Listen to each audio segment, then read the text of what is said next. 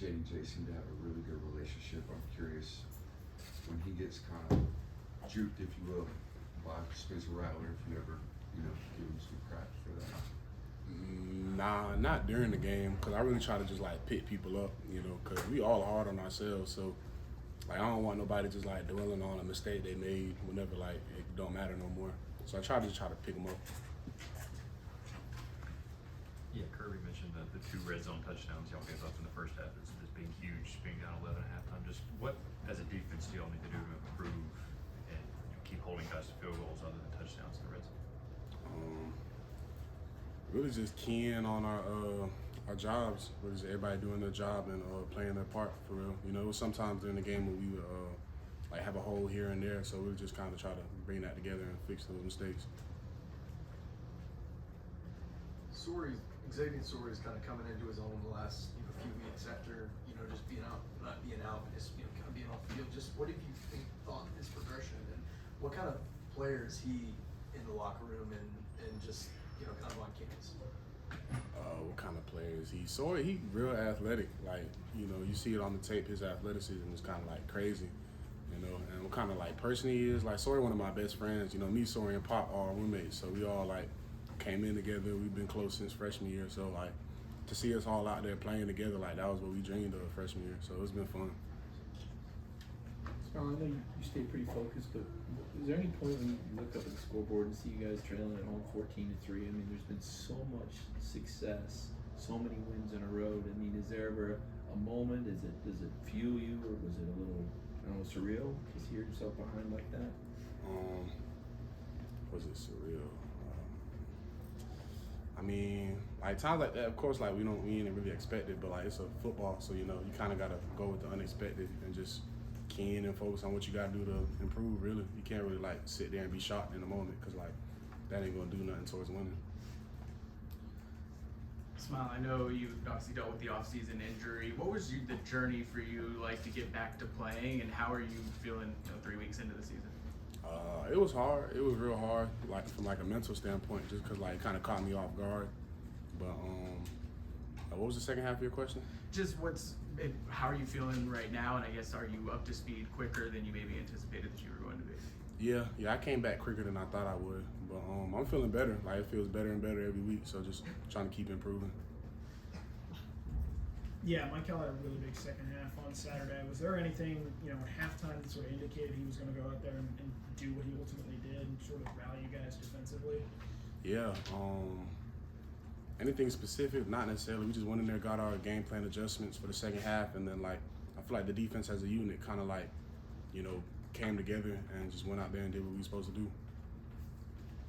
Again, Smael, not to get you too off track with Georgia, but there was a really late game with Deion Sanders, and I just wonder, with the former player like Deion and what's happening out there, is that something that you paid attention to? Is it entertaining? Is it something that catches your eye? Yeah, it catches my eye for sure. I feel like he's doing a real good job out there.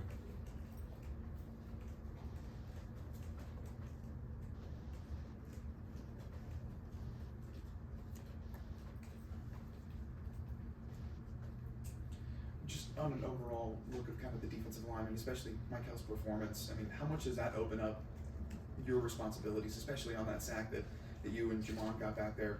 How much does that open it up for you guys to really make plays and be able to do what you do best when the defensive line is getting as much pressure on the quarterback as they did, especially in that second half? It does a lot for us. Whenever the defensive line eating, it kind of like makes our job easier. So like D-line and linebackers, I feel like we kind of work hand in hand. Small Saturday will be a long day with that 7:30 kick. What's that day look like for you, and then you get up for these night games? What the day looks like. Really just trying to stay focused throughout the day, take care of my body throughout the day, just do anything really that comes up that I got to do.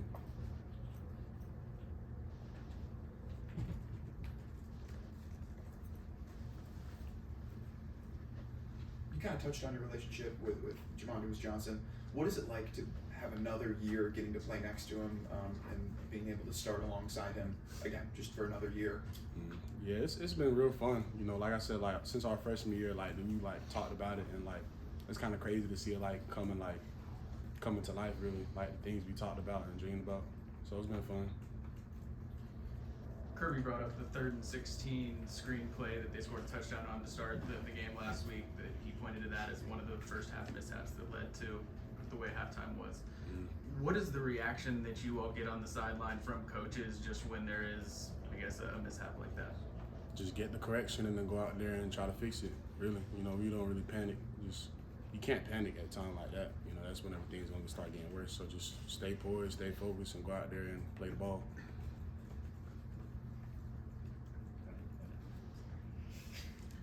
Yeah, we've heard multiple players this season kind of mention Coach Schumann. He told me that, and then it happened. Do you have an example of like Schumann preparing you for something, and then it just like happened right in front of you?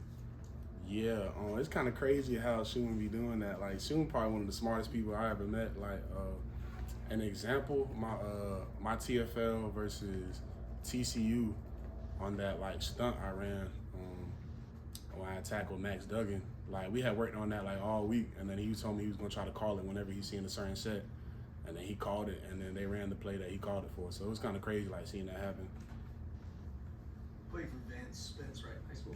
Yeah. Just what did you learn from him, and what did you take from him in Paulding County, bringing to Georgia? Wait, how you know Coach Spence? I just looked it up. Oh dang. Coach Spence, I got a lot of love for Coach Spence. Like I think my sophomore year when I started getting a lot of offers, we went like 1-9, and he was worried that I was gonna like transfer. But I told him I was like, man, I'm gonna be locked in. So stayed and stuck with him. But Coach Spence taught me like a lot, like even like off the field, like just how to be like a better person, how to care for other people. So he taught me like a lot off the field more than on the field. But he kind of gave me like that confidence, like when it came to like playing at the next level. Cause like no disrespect, like no smaller school, but like I was gonna be happy going to like a school like FAU or like anything like that. Like my freshman year, like that was like my dream. So like Coach Schumann kind of showed me that like it's like not Schumann, but Spence kind of showed me it's like a bigger world out there. So he kind of like instilled a lot of confidence in me. So I love him for that. Yeah, Smael, I think when I covered you in high school, you were working at AFC. Yeah. What did working in high school teach you about, you know, just responsibilities in general? It taught me a lot about responsibilities, just cause like, you know, I gotta get up and go to work. Like I'm working with like grown men, like they gotta like, they're out there working hours trying to pay bills and stuff. I'm just trying to get a couple extra dollars. So it kind of like gave me like a different perspective on life.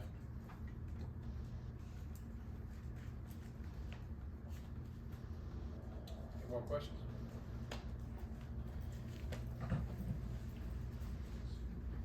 You talked a lot about, you know, coming in with Pop, coming in with Xavier and stuff like that, and you came in with a lot of other guys, including Brock, including Javon, so many guys that were part of your freshman class.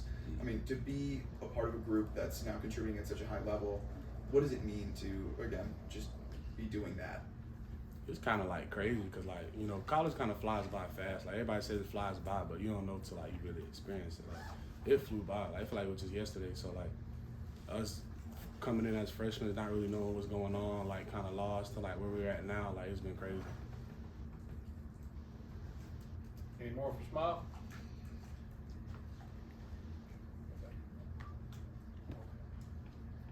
All right, Smael. Thank you, sir. Thanks, Smael. Thank you. Yeah.